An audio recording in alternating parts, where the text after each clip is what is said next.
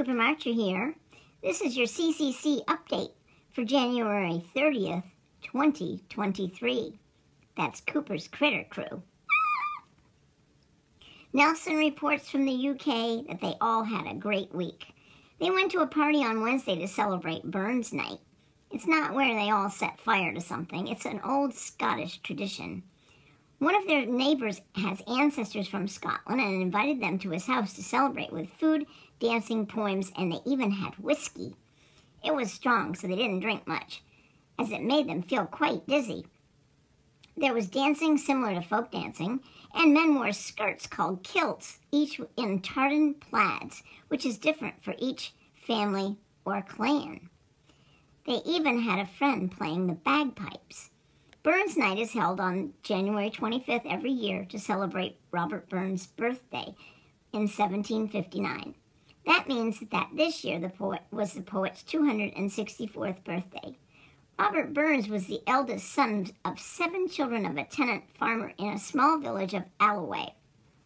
Although he followed his father's career for much of his life, he still managed to produce around 700 poems before his death at age 37.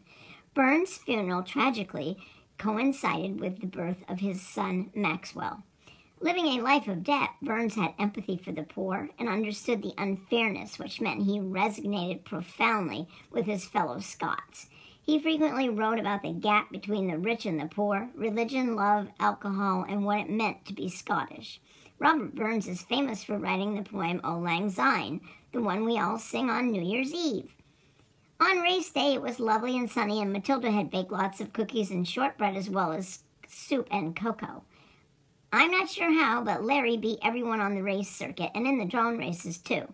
Nelson feels like he needs to improve his flying skills before next week. Back in the US of A, Lenny of Lucy and Lenny, that's L and L, reports he saw a news story regarding the Williston post office being a big mess. So Earl and Burl, that's E and B, headed there first thing this morning to help clean up the mess. L and L talked via Zoom with Earl, and this Williston post office problem is huge in his words.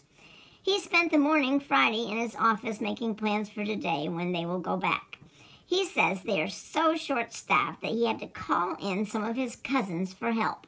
Friday afternoon, Earl arrived here for some R&R over the weekend. We had more snow in Vermont, which is making all the skiers very happy. Lenny reported yesterday from the penalty box as he was getting into major mischief.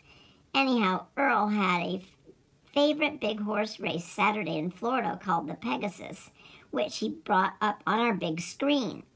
Earl was placed bets and also got real involved in the Marcher Downs yesterday. Earl and our friend Dale scored big on the Pegasus race, with both of them picking Art Collector at big odds. Of course, Earl scored bigger as his money is squirrel money, and Dale's money is like Monopoly money in an online contest where no real cash changed hands. Everyone had fun, though, and that's what matters most. Earl won the drone race yesterday, and in a surprising twist of events, Susie the squirrel won the leg race. I'm not sure if Squirrelitariat was asleep or what, but he couldn't seem to get out of his own way for some reason. And Susie was thrilled.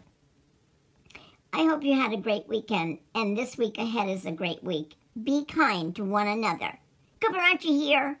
Ciao.